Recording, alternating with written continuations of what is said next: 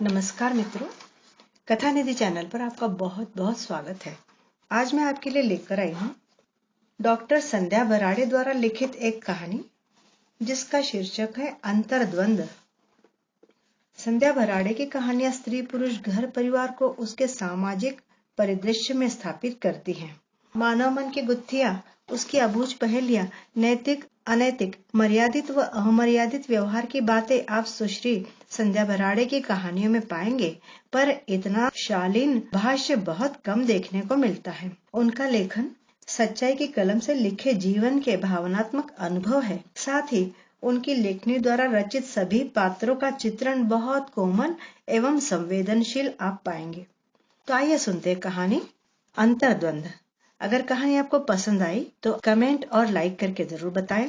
अपने दोस्तों को शेयर भी करिए। और हाँ, अगर आप मेरे चैनल पर नए हो तो चैनल को सब्सक्राइब जरूर कीजिए, भूलिएगा नहीं।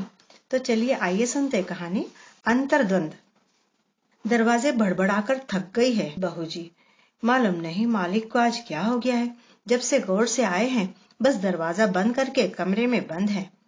बहू जी बरामदे की ओर से लगातार आवाज दिए जा रही है, लेकिन जवाब एक ही, मुझे अकेले रहने दो। यह भी कोई बात हुई?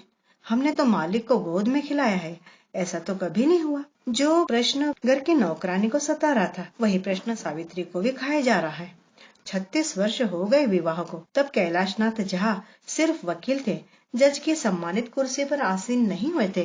कितने उतार चढ़ाव इन वर्षों में हुए, लेकिन उत्साह के इस अखंड झरने को सावित्री ने झंझा में प्रवाह सा बहते ही देखा है। ऐसा उदास निराश तो कभी नहीं देखा, उस दिन भी नहीं। हाँ, जिस दिन बहुत मन्नत से मांगी लाडली बेटी गुड़िया 16 वर्ष के नाबालिग उम्र में आवारा छोकरे अनवर के साथ भाग गई थी। दुख क्या उससे पहले नहीं हुआ? अपने ही मन से पूछ बैठी सावित्री, हुआ क्यों नहीं? मरण प्राय दुख हुआ था जब उनका प्यारा बेटा विदेश पढ़ने गया, लेकिन उस दुख में बेटे की उन्नति का सुख था। फिर कैलाशनाथ जी भी तो सावित्री को संभालने के लिए तत्पर थे। उन्हीं के भरोसे तो वह बेटे की विदेश में ही शादी और अपनी जापानी बहू की सास बनने का समाचार सुनकर सह गई थी, अन्यथा वह तो पूरी तरह टूट चुकी थी। कहते हैं जितनी ऊंची सपनों की उड़ान हो उतने ही नीचे गिरने का धमाका। यही हुआ। उधर बेटे नवीन ने विदेश के लिए उड़ान भरी, इधर बहू घर लाने के सपने मैंने देखने शुरू किए। फिर रिश्ते भी तो एक से एक नामी झा परिवारों से आए। अच्छा भला दहेज देकर लड़की के माँ बाप हमारे यहाँ लड़की ब्याहने को लालायित थे, और होते भी क्यों नहीं। फैजाबाद में पहले से ही झा परिवार का दबदबा था, जाने माने रईस। फिर कैलाशनाथ जी ने भी नाम खूब कमाया था। उनका इकलौता बेटा आज डॉक्टर बनकर अगली पढ़ाई के लिए विदेश जा रहा था। स्वाभाविक ही है कि हर माँ बाप चाहते हैं कि बेटी अच्छे घर में ब्याही जाए। पुराणों में लिखा है कि लक्ष्मी और सरस्वती कभी एक जगह नहीं रहती, लेकिन जज कैलाशनाथ झा का परिवार इस उक्ति को बरसों से झुठला रहा था। बड़े बाबूजी स्वयं अंग्रेजी के प्रोफेसर थे। कैलाश जी हमेशा कक्षा में अव्वल आते रहे और उसी परिपाटी को नवीन चंद्र झा ने भी निभाया। कभी लड़का द्वितीय नहीं रहा। आज तक कोई विदेश नहीं गया था, इसलिए उच्च शिक्षा के लिए जब नवीन का चयन हुआ तो परिवार में गर्वोन्नत होने का अवसर हाथ लग गया। उस स्थिति में भी कैलाशनाथ जी की जमीन नहीं छूटी थी, पूरी तरह संयत। मुझे ही हंसी हंसी में भविष्य बता दिया था। इतना खुश होने की आवश्यकता नहीं है सावित्री, कल को वहीं रह गया तो खूब रोगी भी। बात हंसी में टल गई, लेकिन 2 वर्ष बाद जब नवीन ने आने का नाम ही नहीं लिया तो मुझे उदासी ने घेर लिया। उस निराशा से कैलाशनाथ जी ने ही मुझे निकाला था। फिर साल भर बाद आया था वह गुलाबी लिफाफा जिसमें एक नाटी नकटी चपटी लड़की की तस्वीर थी और एक पत्र कि वे विवाहबद्ध हो गए हैं। इनके लाख समझाने पर भी मेरा मन उसे बहू मानने को तैयार ही नहीं था। यह कैसी शादी? कागज के टुकड़े पर स्याही के कुछ अक्षर क्या जन्म जन्मांतर के बंधन हो सकते हैं? इसीलिए तो साल 2 साल हुए नहीं कि यही कागज के टुकड़े पर लिखे कुछ अक्षर उन्हें अलग भी कर देते हैं। हमें देखिए 36 बरस हो गए, अभी भी आंगन में चढ़ी कढ़ाई में बन रही मिठाई की सुगंध नथुनों में भर रही है। बैंड बाजों के स्वर कानों में घूम रहे हैं। और जेवरों से लदी दुल्हन के जोड़े में सजी गुड़ी मुड़ी सावित्री केवल 15 वर्ष की और कैलाशनाथ जी की हथेली का स्पर्श आज भी उसे रोमांचित कर देता है। तब से आज तक झा साहब मुझे संभालते आए हैं। जीवन सहचर, एक मित्र, यहाँ तक कि मेरे सलाहकार भी वही है। मैं तो टूटकर बिखर गई थी लाडले की इस करतूत से। तब इन्होंने ही समझाया था, देखो सभी, अच्छाई के साथ बुराई भी होती ही है। बेटे के विदेश जाने की खुशी, एक होनहार बेटे की माँ होने का गर्व तो तुमने महसूस किया है। उसके सामने यह दुख तो कुछ भी नहीं है। अपना जीवन साथी उसने स्वयं चुन लिया तो कोई अपराध नहीं है। यहाँ रहकर कितने परिवारों में सास बहू की निभती है भला। इससे अच्छा है वह सुखी है। रही धूमधाम से शादी करने की ललक, तो तुम उसे गुड़िया की शादी में पूरा कर लेना। गुड़िया, कहाँ हुई उसकी शादी? सुना ही रहा मेरा आंगन।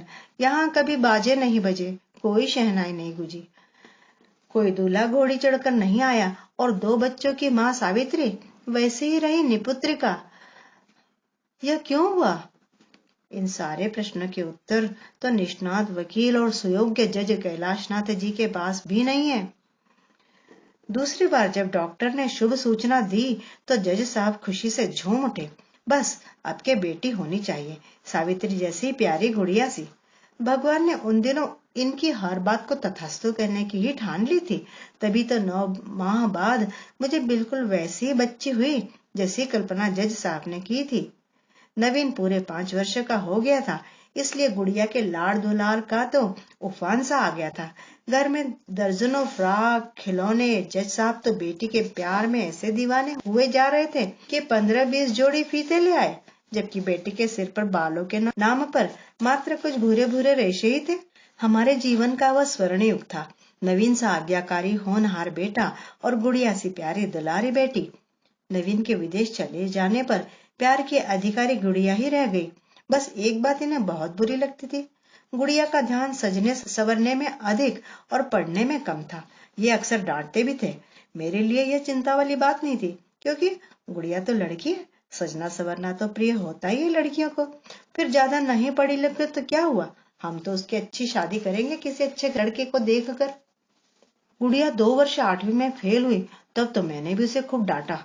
फिर भी घर के ही जवान ड्राइवर अनवर के साथ भाग जाएगी, यह तो हमने कभी ना सोचा था।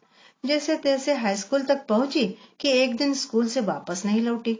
उसी दिन से वह मुस्टंडा अनवर भी गायब है। अब मैं इन्हें दोष दूं या ये मुझे दोष दे, क्या करें? सच तो यह है कि इस अप्रत्याशित घटना ने हमें ऐसा गूंगा बहरा बना दिया कि कई माह बिस्तर पकड़े रहे हम दोनों। उस स्थिति से भी मुझे कैलाशनाथ ही बाहर लाए। वास्तव में मुझसे भी गहरा आघात तो उन्हें लगा था। जज कैलाशनाथ झा की बेटी एक 2 कौड़ी के नौकर ड्राइवर के साथ भाग जाएगी। मरण प्राय यातना के क्षण थे वे।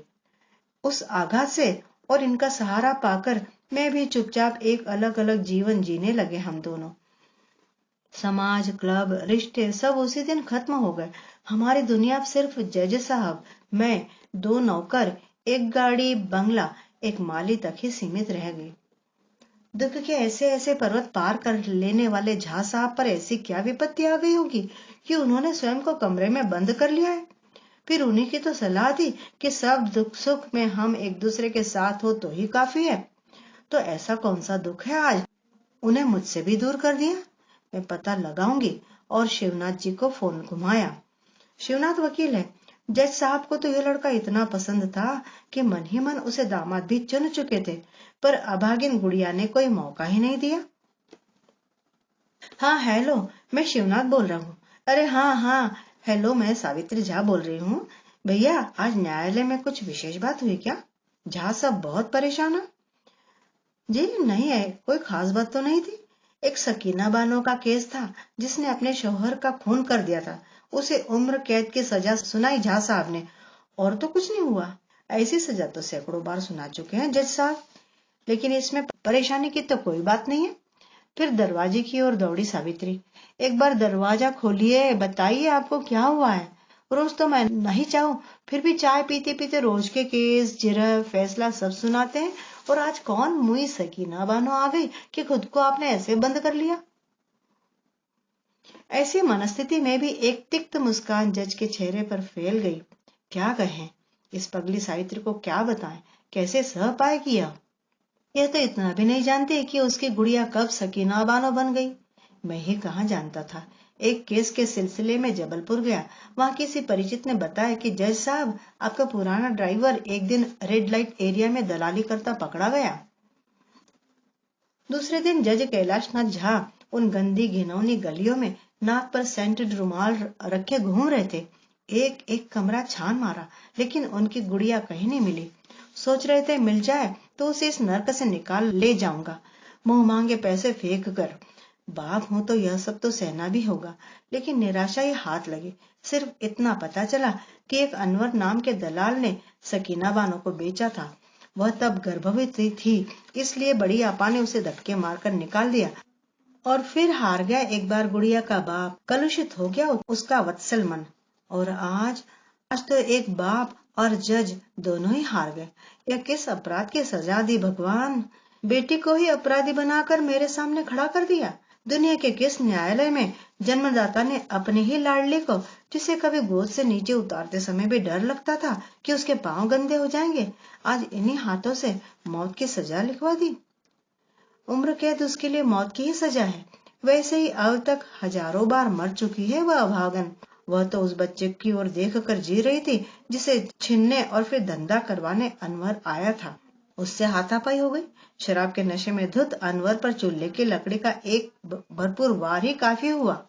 गुड़िया के भागने की शर्मनाक घटना से दूर जाने के लिए मैंने इस दूर प्रदेश में बदली करवा मांगी, लेकिन दुर्भाग्य सकीना बानो के रूप में यहाँ भी सामने आकर खड़ा हो गया। यह मैंने सोचा भी नहीं था। परिस्थिति ने उसकी सुंदरता की धज्जियां उड़ाकर रख दी थी। शरीर पीला दुबला पतला, पिचके गाल, चिथड़े में लपटा शरीर, सिर से पैर तक सिहर उठे जज साहब। लेकिन आंखें वही थी, बड़ी सुंदर, जिसके लिए स्कूल में उसका नाम सुलोचना लिखवाया था उन्होंने। वही आंखें आज निवेदन कर रही थी बच्ची के लिए। उसकी आंखों ने जज साहब को पहचान लिया था। न पहचानने जैसा था क्या। जिस हाथों में वह झूली है, जिस गोद में खेली है, उसे नहीं पहचानेगी। हाँ, 55 की उम्र में ही जज साहब 65 के लग रहे।